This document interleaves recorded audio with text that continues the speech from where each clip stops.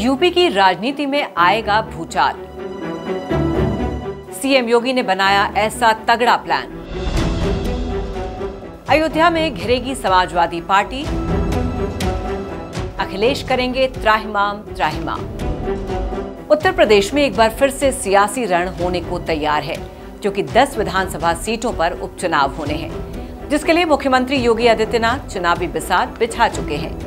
इन 10 विधानसभा सीटों में 2 सीटों मिल्कीपुर और कटहरी सीट पर सीएम योगी का विशेष फोकस है, क्योंकि अयोध्या की फैजाबाद लोकसभा सीट बीजेपी हार चुकी है और अब अयोध्या की ही मिल्कीपुर सीट जीतकर सीएम योगी फैजाबाद की हार का बदला लेना चाहते हैं। लेकिन अकेले मिल्कीपुर से हार का बदला पूरा नहीं होगा। शायद इसीलिए अंबेडकर नगर की कटहरी सीट पर भी उपचुनाव की तैयारियों की जिम्मेदारी मुख्यमंत्री योगी ने अपने हाथों में ले रखी है, ताकि दोनों सीटों पर सपा को हराकर लोकसभा चुनाव की हार का जवाब दिया जा सके, क्योंकि कटहरी सपा की सबसे मजबूत और सेफ सीट मानी जाती है, जो लालजी वर्मा के सांसद बनने के बाद खाली हुई है। विधानसभा सीटों को लेकर सीएम योगी आदित्यनाथ ने एक स्पेशल प्लान भी तैयार किया है।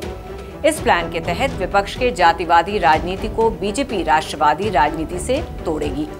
इसके लिए योगी आदित्यनाथ ने सभी विधानसभा सीटों के लिए डेडिकेटेड टीम बनाई है, जो लोगों के बीच में जाकर संविधान बदलने और 8,500 रुपए महीना पाने जैसे विपक्ष के झूठे और खोखले वादों की पोल खोलेगी और बीजेपी की राष्ट्रवादी और विकास की राजनीति को लेकर जनता से सीधा संवाद भी करेगी। इस चुनाव के लिए बीजेपी ने अपनी रणनीति में भी बदलाव किया है। लोकसभा चुनाव में पिछड़ों और दलित वोटर्स का एक तबका समाजवादी पार्टी में शिफ्ट कर गया है। बीजेपी की कोशिश अब समाजवादी पार्टी के नए वोट बैंक को तोड़ने की है।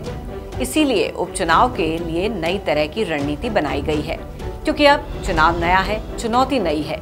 सामने वो बीजेपी है जो और मजबूत होकर उपचुनाव में उतर रही है। घायल शेर ज्यादा खतरनाक होता है, ये बात अखिलेश और सपा अच्छी तरह से जानते हैं। इन चुनौतियों को देखते हुए सपा मिल्कीपुर में किसी भी तरह से चूकना नहीं चाहती और इसीलिए सपा भी पूरी रणनीति के साथ मैदान में उतर रही है। वैसे तो बीजेपी ने उपचुनाव के लिए अभी किसी भी सीट पर उम्मीदवारों का ऐलान नहीं किया है, क्योंकि माना जा रहा है कि मुख्यमंत्री योगी आदित्यनाथ और बीजेपी संगठन कई नामों पर चर्चा कर रहे हैं। लेकिन समाजवादी पार्टी की तरफ से 2 नाम आगे चल रहे हैं, जिनमें मिल्कीपुर से अवधेश प्रसाद के बेटे, जबकि कटहरी सीट से लालजी वर्मा की बेटी छाया वर्मा को प्रत्याशी बनाया जा सकता है। तो यूपी में होने वाले उपचुनाव की जीत और हार न सिर्फ भाजपा की प्रतिष्ठा से जुड़ी हुई है, बल्कि सीएम योगी की प्रतिष्ठा से भी, क्योंकि अयोध्या की फैजाबाद सीट हारने के बाद समाजवादी पार्टी, बीजेपी और उसमें भी खासकर योगी आदित्यनाथ पर हमलावर है।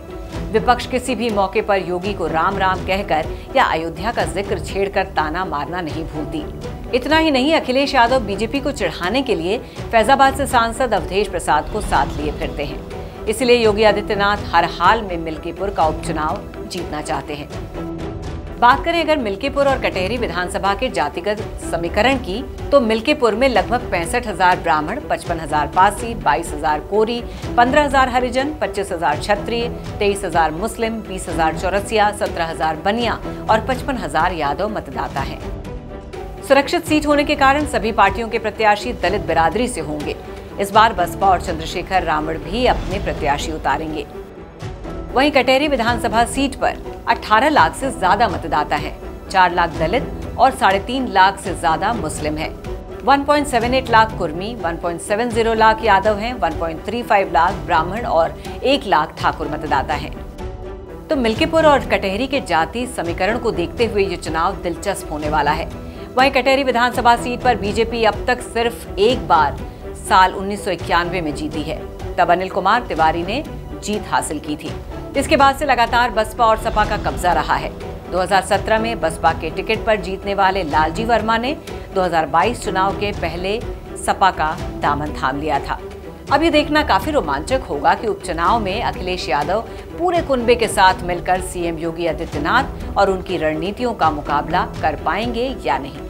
तो आप क्या सोचते हैं इस खबर के बारे में? आपका क्या कहना है? हमें कमेंट करके जरूर बताइए। खबर को शेयर करना ना भूलें और फिलहाल के लिए बस इतना ही। बाकी खबरों के लिए देखते रहिए श्रेष्ठ भारत।